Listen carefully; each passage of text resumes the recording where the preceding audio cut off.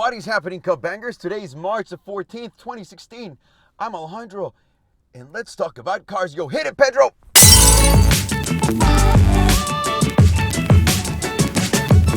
In today's episode, I want to talk to you guys about the garage and also Banging Gears, the show that we're doing. I want to give you a little bit of why we're doing it, give you a little bit of background, what we want to do, and how many episodes you're going to be seeing and all that stuff. So let's start with the number one thing that everyone's bugging me about, the garage update. So let me start just by saying that a lot of pieces went out, a lot of pieces came in. I mean, it's a big puzzle that I'm always putting together. Number one, let's establish the rules. I never in my life, and never will, say that I'm a car collector, because I'm not. I buy cars, I go through them, I enjoy them, and then move on to the next one, you know? In a way, it's kind of looking at it like this. I don't want to get married to just one girl. I just want to bang them all, and then afterwards I'm done, you know? And if one day I want to marry one, then I'll marry that girl. But you know what? I'm one of those guys that needs a lot of those girls. So if I marry one girl, I'm going to start marrying 2, 3, 4 at the same time, if that makes any sense. So I don't want anything collecting dust. I have a lot of respect for these cars. I enjoy driving the shit out of them. My life has changed so much in the last year, not because I make more money, but rather than it just changed as a whole. I met new friends, we're doing new things. I'm always trying to evolve and I'm always trying to change. So I'm never setting to one thing. That's why I like to change things up a lot in every single aspect of my life. And this time, we're talking about cars. So let's start from the beginning. Number two, we're shooting a show called Banging Gears. I don't know how much you know about it or if you've seen it. If you can, I'm hoping that something in here is coming up around me that shows Banging Gears. On the first episode of Banging Gears, I actually drove in a Rolls-Royce Ghost all the way to Thermal to drive the ACR against the 918. And after that, I came home and I basically bought all those cars. Yeah, I had a 918 before, sold it, but now it's back. I have a fucking annoying acid green 918, aka Salomondrin. Thank you to those of you guys who came up with that name. It's really stupid that I didn't, but thank you. Thank God I have smart followers here and subscribers. Thank you guys. Thank you. Another thing that I never told you guys was that I'm extremely loaded and I have all the money in the world to spend in all these cars. I don't. I never want to give you that impression. I'm just like everyone else, actually. I'm just an irresponsible adult that made some money that's spending it in dumb ways, and that's cars. Luckily for me, I understand the global economy. What does that mean? So when I made the decision a couple months back, or weeks back, probably a month or so, when I made the decision, like, I'm only going to have 6 cars and I'm going to keep the Y or whatever the hell I said, and it was clear that I had to sell the GT3 RS, the 4GT, the 918, the Current GT, etc. I said, you know what, I don't need to sell them right now. I don't need the cash. But I just looked at the financials and where everything is standing in the world, and I thought, you know what, looking at the GT3 RS, I know that those are going to drop. Looking at the 918, I know the used ones are going to start to drop that are not YSAC, because the YSAC ones are the really collectible. The 4GTs right now, a very good time to sell before the new one comes out and all the interest on the old one disappears because of how many units they made. And the same thing goes with the GT4. So it was a decision of, should I sell now, get as much money for the cars as possible, move on, buy whatever I want to buy, or should I just wait later for no reason, keep the cars in the driveway, which again, I said I cannot drive every single car, lose money later on, and sell the cars. Like, that didn't make any sense. That's why it was like all right, now, boom, out. Because I really think the economy is going to take a small shit this year at some point in the US. That's just my guess. Don't have to do anything about it. You guys enjoy yourselves. This is just me worrying and saying I'm predicting that this is what's going to happen for my own sake.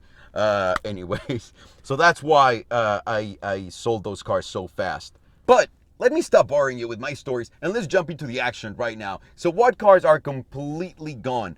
And the cars that are gone is the 4GT, the GT4, the Carrera GT, and my old 918. Now everyone's asking me, why did you get rid of the GT4? You said that you would only keep that car if you could only keep one car. I know I said that, but I also said in a video before that I just wanted to keep 6 cars, and one of them was a 911. And I have the 4.0 still, even though you're not going to see it in today's video and I'm not sitting in it. It's a GMG because they're putting fresh tires and brakes, because I destroyed those before. So we need new ones. So that's that with that car. The GT4 is gone. I understand that I said that, but it's not the only car I have, so that's not a car I need to keep, even though I loved every single bit of it. Now the 911R is coming out, and that's going to make me put the 4.0 against the 911R, and I think the 911R is a better proposition for value for myself. Why? Because I paid a lot of money for my 4.0. It has a lot of miles. I'd inspect the car. And I love it. I really, really do. But I also love that GT4 so fucking much. I understand what this new 911R is going to be like. I cannot even imagine getting that same technology for a manual car passed on to a proper 911 with 500 horsepower and rear wheel drive. My God, yes, yes, yes. I want that. Did I just scream myself? Just a little bit. The CGT, let's talk about the current GT. So why on earth did I just drive it a couple times and then got rid of it? I bought that car because I wanted to buy a legendary car from Porsche. That's the car that I grew up watching the videos with Top Gear and all that stuff, right? That's like the one that arrived to the show and I was like, oh, this is another level of car. I always wanted that car. I got it. I drove it. The way I drive my cars, the way I use my cars, did not fit. The Courage GT did not fit into that model. Why? Because I like to take him out driving around the street. I like to take him out to a track. And as you guys know, if you burn the clutch in that car, it's an $18,000 to $21,000 replacement for just the clutch alone. I don't have any problems driving the clutch, like dealing with the clutch. I know how to use it. The problem is there's not a quick way of releasing that clutch. So whenever you're driving the car, if you let out too fast or if you actually accelerate, you're going to burn the clutch or stall the car. So you need to play by its rules. And in LA, there's a lot of lights and a lot of people that are very impatient about making a left turn or a right turn, or even myself, and the car scrapes everywhere. So it's not as practical as I thought. That's more of a car that I'll buy again when I'm older, I'm rich as fuck, and I can put all these cars in the same place and just drive them from there to the track and waste the clutch and waste the tires and all that stuff. Right now, I cannot afford that. So yeah. That's why the Courage GT is gone. The 4GT is gone. I loved it. It was great, but it didn't move the story forward. There was nothing happening with the 4GT that was making me say, all right, this car is one that I should always drive, even though it was very comfortable. It's a great GT cruiser. So instead of the 4GT, what am I looking at? I think the 4.0 for now is going to suffice until the new 911R comes out. For me, or mine gets delivered. So that's the plan right now, and anything can change because maybe I drive the fucking R and I hate it. Then I'll deal with that, but I don't think so. I think from everything I've seen that I'm gonna really, really like it. So again, I'm jumping in, buying the car. The old 918. Why did the old 918 have to go? Well, I made the decision that I was keeping the Wyra at that point, and I just let it go. I'll get into a new 918 and tell you what happened exactly with everything and why I have a 918 and not the Wyra. But for that, just wanted to let you know that that's the case. So my black 918, which was blue at the end, gone. I enjoyed the shit out of it. I put 4,000 miles on it, and that's my favorite car in the world right now. I mean, I haven't driven everything, but from the ones I've driven and experienced, that's my car. If you met me at some point in some meet or saw an asshole that looks like me walking in the street and you said, hey, which one's your favorite car? Like some of you guys did. I always said that 918 is my favorite car, and they said, what about the Wyra? Well, you can't compare the Wyra. It's not in the same category because the Wyra is a special piece. The Wyra is like a piece of art that you're driving. It's got great performance. The car is amazing, but if I'm destroying everything on the street, that's going to be on the 918, not on the Wyra. So again, let me just explain that once I get into the 918. Other cars that are leaving that are here still, the Macan, I've been too lazy to put it for sale, and the S-Class. I've been too busy putting it for sale. So let's start with the biggest car that's staying here, that's part of my garage, and one of my favorites of all time, the goddamn smart car. Why? I don't know. This thing is the greatest thing ever created, and I know that a lot of Americans do not appreciate this car as much as I do, and that's because they've probably never driven one. The first time someone told me to drive one of these, I told them that they're retarded, ugly ass car. What's its purpose? What's its purpose, motherfucker? This thing is the greatest city car of all time. I'm not talking about taking it on freeway runs or anything. But if it's only you going to work or going anywhere like nearby your house and you're late for a meeting, you're late for a movie showing, whatever it is, you're always going to find parking. And another great thing about this, the U-turn ratio, phenomenal, 80 million stars. The other thing I love about this thing is when you're driving it, if you get into an accident, no one's going to think you're loaded. So no one's going to sue you, oh, my neck, or anything, because they're going to see the poor smart. They're going to be like, well, here's $20. Go fix your car. Which at least that's my fantasy, that's the way it would go down. There's so much win in this car for me, for my personal use. I love it, and I cannot see my garage ever without one of these guys. And they're really, really affordable. So I don't think I'll ever get rid of one of these. I'll always have one of these around. Yep. The Rolls-Royce Ghost. Of course this thing is staying here. It came just now, and the reason why it came into the garage was because I got an S-Class. I thought it was super nice. Actually, I think the S550 might be the best car for its value and everything that it's got for the price. No question about it, and especially now with all the discounts you can get on those cars. Boop! Amazing. But after getting the Wraith, I thought, I want that suspension too. In my daily driver, this is not my daily driver, but this is a car I take when I go somewhere where I need to take friends or we're going on long runs. So the original story behind this car was we were just going to thermal to shoot banging gears, and on the way there I get a call from Jen. I see what you're doing, Jen. Stop ruining my life. I get a call from Jen and she goes, Alejandro, I know you guys are going to thermal. I'm sorry I'm not going to be able to go because Jen's part of Cup Gang, of course, but we have a Ghost here that you can take with you. Check it out. Let me know how you feel about it. So we drove the Ghost there and fell in love with it, just like I thought I was going to do because of the Wraith. And yeah, I drove the Wraith. I love it. I got a black on black one. The only thing I wish I had was a starlight. But dude, everything about this car, I mean, the car's on right now and you can hear anything at all. Right now when I was moving the car just to put him here for the picture, I had to double check that the rolls were on once I got in him because they don't make any noise. They don't vibrate. It's just the craziest thing ever. I love this thing. I'm hoping to keep it for a while. This is my road trip car. Put the dogs on the back and go somewhere. So the Ghost, you're staying, mofo. Love you. Ah! And now on to one of my favorite ones in the garage, the Rolls-Royce Wraith. Holy shit, son. This is right. When I'm feeling fancy and I want to go on a long trip, I'm going to take this.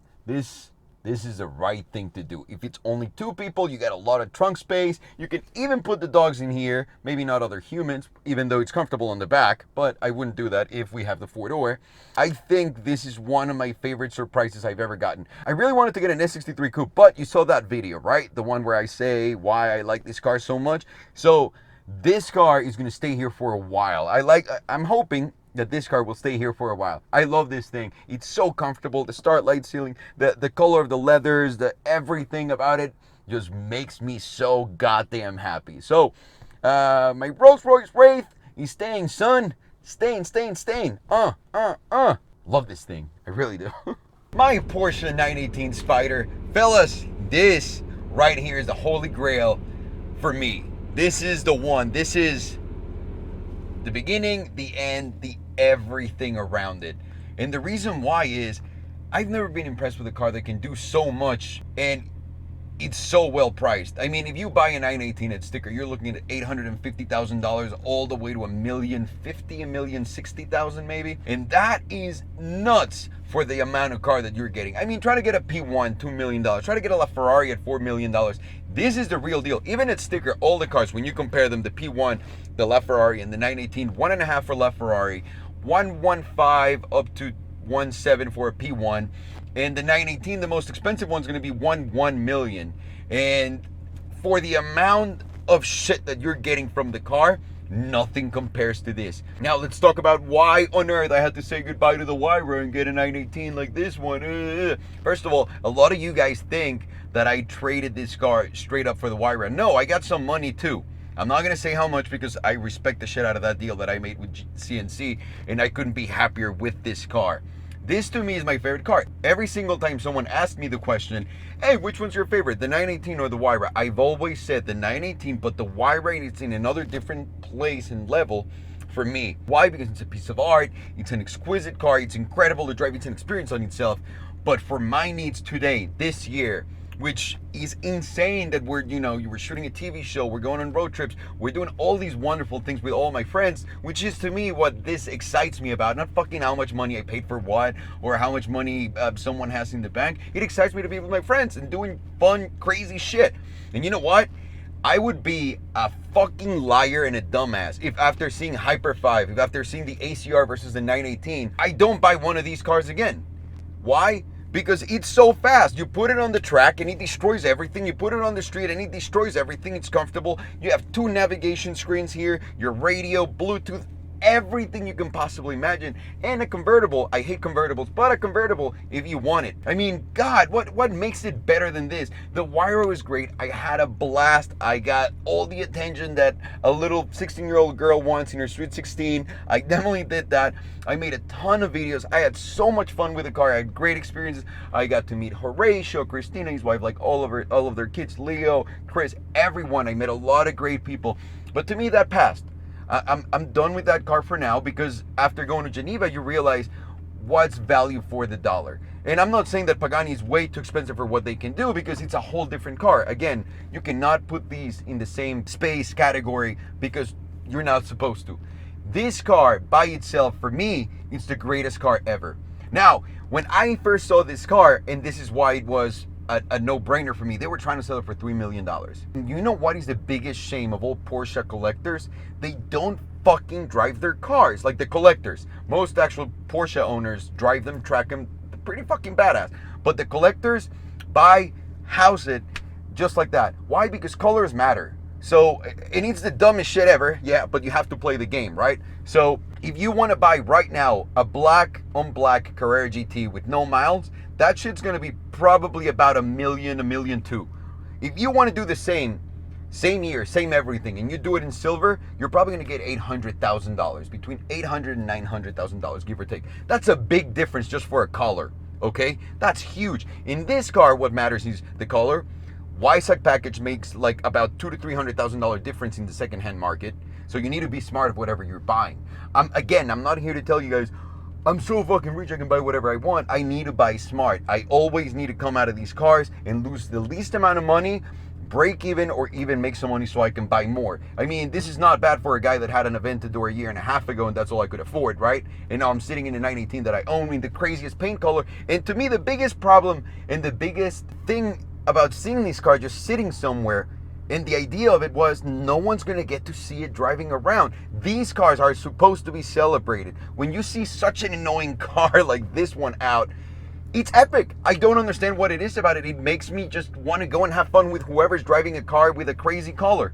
It just seems like a skit. I don't know, it reminds me of candy, sugar, and growing up. That's what he does to me. This is the car that will put the biggest smile on my face for at least the next year. And the reason why is because I talked to Koenigsegg, I talked to Pagani, I talked to everyone, and yeah, I'm looking at what cars we can get, and also as a group, work with a car maker, because we're going to put a lot of miles and put them on the show, but that's later.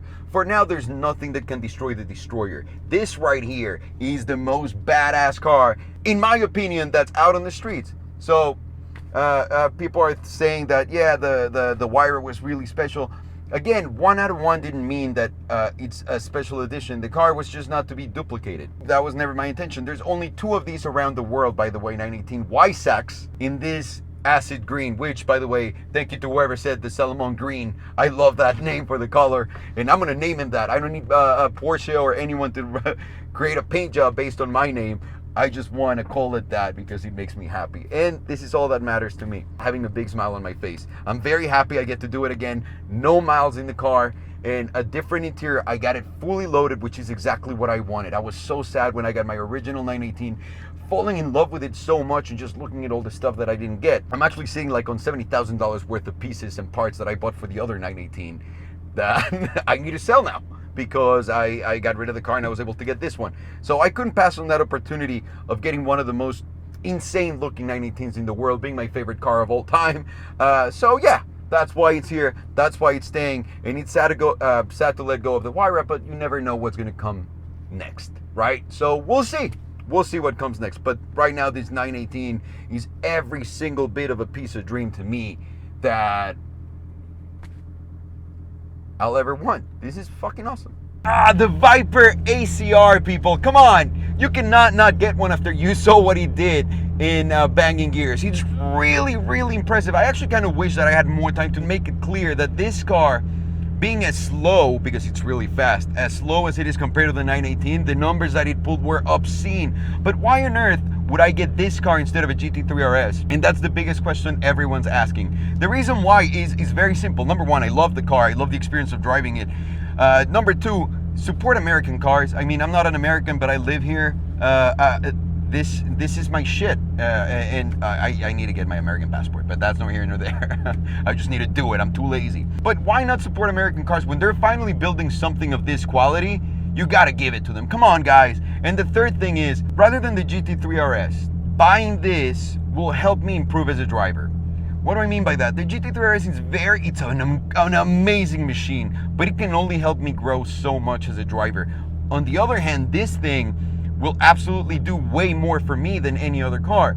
Yeah, I'm not a race car driver. I've never claimed that I'm the fastest guy around the track or anything like that. I have no interest in that. I'm very interested in just driving well, having fun with the cars, and having fun with my friends. That's what I'm trying to build. That's what we're trying to show everyone. And I think this car will do that for me. It'll make me have a lot of fun. I'll burn a lot of tires because they're cheaper tires. I'll be able to learn how to drive manual properly fast. I know how to drive manual properly fast, but I want to drive manual properly, insanely fucking fast and well. And this will be that car that's going to put me in that place. Again, nothing wrong with the Porsche. I love the Porsche 911R coming. This is another beast because this is going to make me in a different way better as a driver. So anything that brings anything to myself as a person that adds value to it, I love. And this is one of those things. After driving it, I realized that that's the case for this car. And also, can I mention what a fucking deal this car is for the price and everything that you're getting? So please, I mean, yes, I'll talk about this car later, yo, in another episode of Let's Talk About Cars, yo, showing you the car. But goddamn, son. So Cupbangers, that is the garage right now, and that's the plan as of now to keep these cars for this year. I'm probably going to be adding a 4GT. I got a call while I was filming this, so if something doesn't make sense, it's because of that. I got a call today from a very good friend of mine that got me a spot for the 4GT. So, so that's coming in, 911R. What else? I don't know, whatever the fuck I feel like it. I know that you guys get very involved with my cars because I feel like you guys feel like you own them in a way, and you do because you're going through me. I want to have a blast. I want to keep doing this. I want to enjoy myself the way I've been doing it. And I hope that you guys too can follow me in that journey in the same way that I am. I understand that some people might like some things more than others, but it is what it is, son. Now let's talk a little bit about Banging Gears real quick. So what exactly is Banging Gears and why we made it? You know, Banging Gears is just a show that we made because we wanted to see that on TV. And the reason why is we're car nuts. We grew up watching Top Gear and all of those things, and we want to see these things happen. Now, Top Gear was gone. Chris Harris is transitioning into Top Gear now. Top Gear is becoming another thing. There's a big space here. Now, everyone wants to become a car reviewer. We don't want to do that. We want to show you guys the car the way we live them. And that's what Banging Gears is. It's just a bunch of guys that love cars showing you how to do it. We get a professional race car driver whenever we need to get times or anything crazy. But mostly it's just fun. Also, by not getting the car manufacturers involved, you have to understand that we're making actually the most honest, I think, reviews that they're out there. And not because journalists have a mean bone in them or anything like that. And I mean this in the best way possible. The reason why is these manufacturers actually send out these press cars with way too much power. And out of nowhere, they brake better, and they accelerate better, and they handle better than a regular car. And I know regular people don't understand that, but there's a video floating around, and I believe it's like a GT board type of video, of a regular 458 going against the Speciale. And the regular 458, it's a press car, and he destroys the Speciale. Again, I don't know if that's completely real or not, but it's true. Do you guys remember when Chris Harris went to drive the LaFerrari to Maranello, and he was like, wow, this is properly fast. This is the fastest car out of all of them. What happened with that? Why is the car not the fastest one of all? And the reason why is these manufacturers like to touch all the cars, of course, because they want to give a great impression. You excite the people that are talking to you, and then you guys look at it and say, I want that car. But the excitement dies down whenever you really get to drive the real car. And that's what we never want to happen. We just want to be as real as possible, as raw as possible, and have fun. And hopefully you guys can come in, joining the fun. And we want to grow this whole thing together so that we can make these episodes with as many fans and friends as possible. That's all we care about. We just want to have a blast. A few people were asking me, what's the deal with Jack? Why was he so mad? Jack was in our episode of Banging Gears. He was one of the ACR owners that we asked for the car. Dean actually got him to say yeah, and then he told us to go fuck ourselves. It made no sense whatsoever. It was the weirdest shit ever. Dean was so excited. Guess who's got an ACR? Yeah! Then we talked to him because he got the car. Then we talked to Jack, And he was perfectly fine with everything. He was dying laughing on the phone. And then he just, out of nowhere, what I think happened was he probably called his wife or something like, hey, you know, they might not need my car for this, or maybe he took the car somewhere. We don't know. But something changed in like 10 minutes where he just called Dean and lost his shit on Dean. I have nothing to say, but I apologize. I'm so sorry. I really did not know this is what they're planning.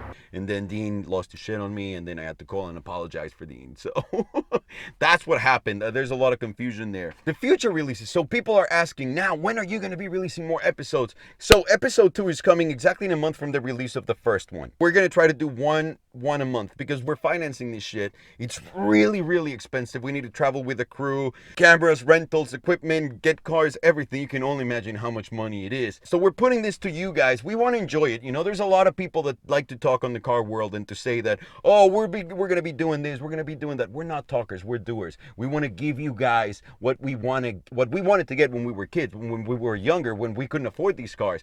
That's what we want to pass along. We're just trying to bring as much value to the community as possible, aside from just the showing off and bullshit that we do, which is, honestly, it's fun and everything.